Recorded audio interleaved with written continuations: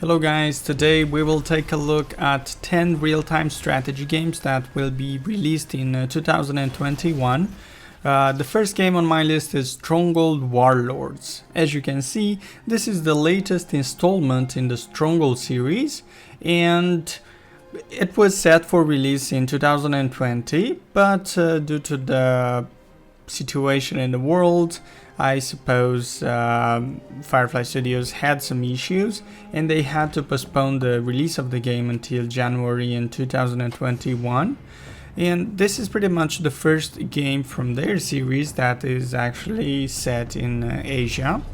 We had so far the previous Stronghold set in Great Britain and in the Middle East, but this is the first one in Asia. And the action takes place in the 3rd century before Christ in China, and is going to end with the Mongol Empire. And you pretty much do the same things you used to do in the previous Stronghold.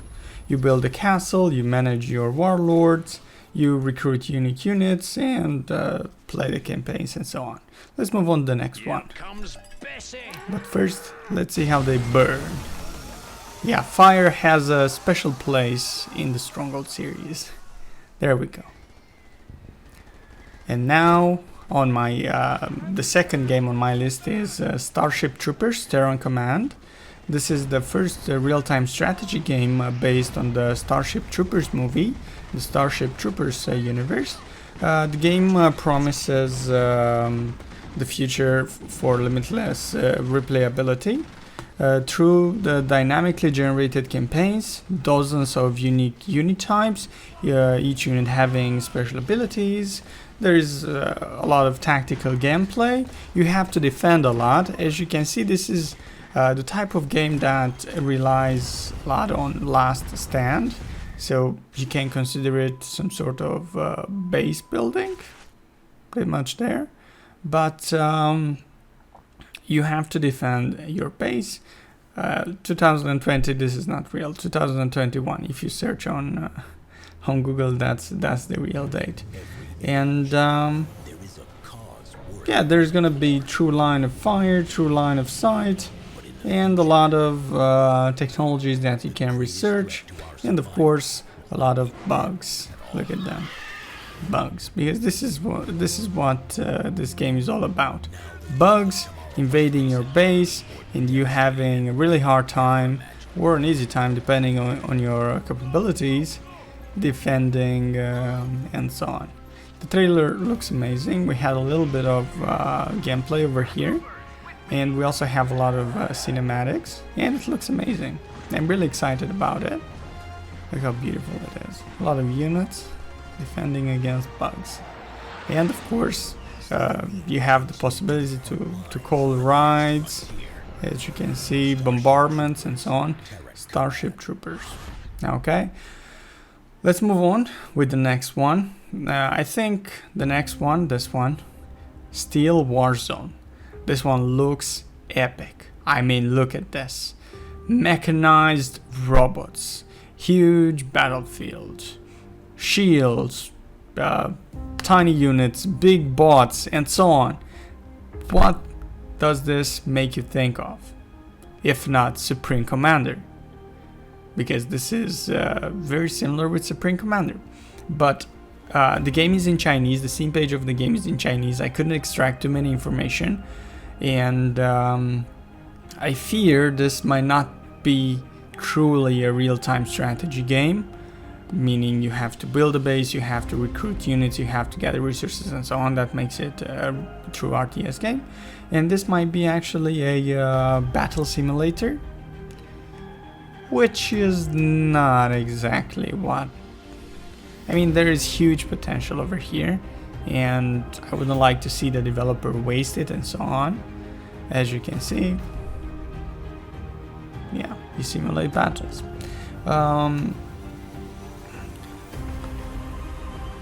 What else can I tell you about the game? I'm really excited about it. Even if it's gonna be a battle simulator, I'm gonna simulate the hell out of it. I'm gonna turn it all around. I'm gonna find everything it has, and I'm gonna create videos with a lot of content. Yeah, but I really hope it's going to be one of those true real-time strategy games, not a real-time tactics game. In a real-time tactics game, you just command your units, you move them in real time, you create strategies in real time, and that's it. You don't have to gather resources, you don't have to build a base, you don't have to focus about recruiting units and so on. But the battles look amazing. And here we have the long-awaited Age of Empires 4. Now, the fans have been waiting for this game for a long time, more than a decade. The game looks amazing. I mean, it's finally a really nice 3D. Microsoft started remaking through definitive editions the previous real-time strategy games they released. I mean, Age of Empires 2, and Age of Empires 3. They made a definitive edition for each one, which was indeed a great marketing success, because they managed to sell a lot of copies. And now next year, Age of Empires 4 is on the horizon, and I'm really excited. Let's see. Eternal Empires. Yeah, this strategy game, real-time strategy game, it's really tiny, and I believe it's made by just one indie developer, and it's really similar with what you see in Age of Empires, but you have a much more poly type of graphics. This one is the battle for Middle-earth Reforged. Basically, this project, it's made by fans, and it's a non-commercial project, and I believe we're gonna end up playing this game for free if everything goes well, because we all know what happened in the past with independent projects which tried to create a free game based on a copyrighted story, such as Lord of the Rings, or I don't know what else, Warcraft. Yeah, and it's really fingers crossed. Maybe we're gonna end up playing this for free, maybe not. But what they the free fans, what they do, it's a really great job. This project enjoys a really high popularity among fans, and has reached over 1 million views on their first trailer, and they got around 700,000 views on their second trailer, gameplay trailer, which actually was released 2 months ago. So that's a lot of momentum for the game, and they're gonna optimize it for the current times, meaning there will be multiplayer, 4K resolution, high frames per second, and so on. Yeah, there you go. It looks really great. The battles are what it's supposed to be. The next one is Stellar Warfare. Now, I know for a fact that this game is being developed by one person, and that person did a great job with the game. I even had a multiplayer, 1v1 multiplayer with him. The game feels a lot like the Homeworld series, not Desert of Karak, because Desert of Karak is on Earth, but the others, the other two Homeworld games, which are based in space. Yeah, this game feels a lot like it, and it's really great. I mean, they had budgets of hundreds of thousands of dollars to create the Homeworld series, maybe millions, while one guy is pretty much doing a job as good as that, just with a few Patreons backing him, which is indeed a great achievement, to say so. Yeah, if you wish, search for Stellar Warfare Patreon and support the developer to achieve success with the game.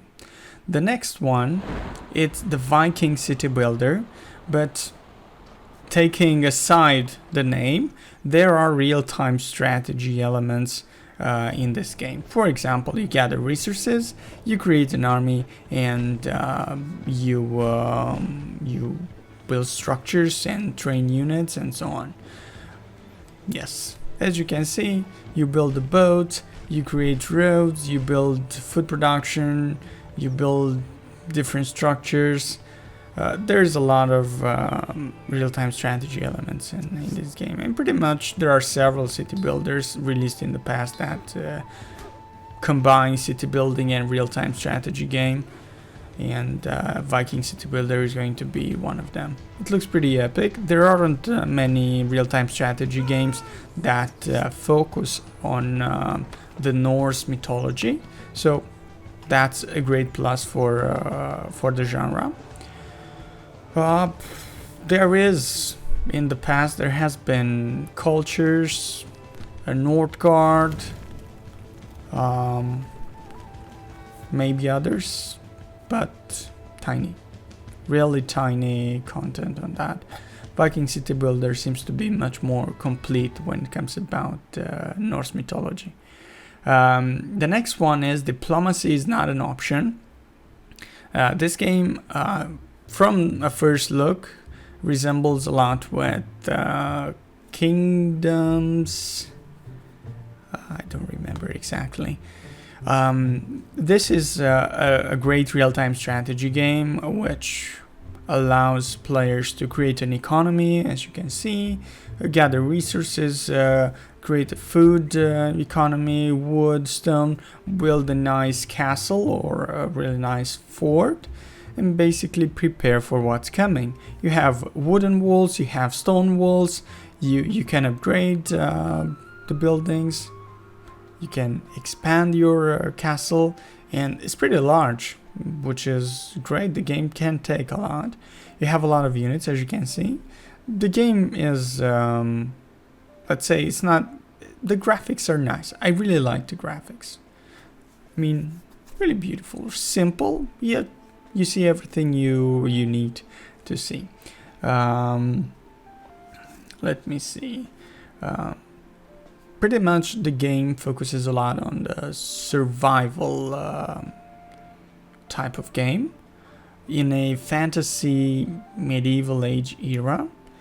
You basically have to defend against a lot of enemies, like riots. The next one is Manor Lords.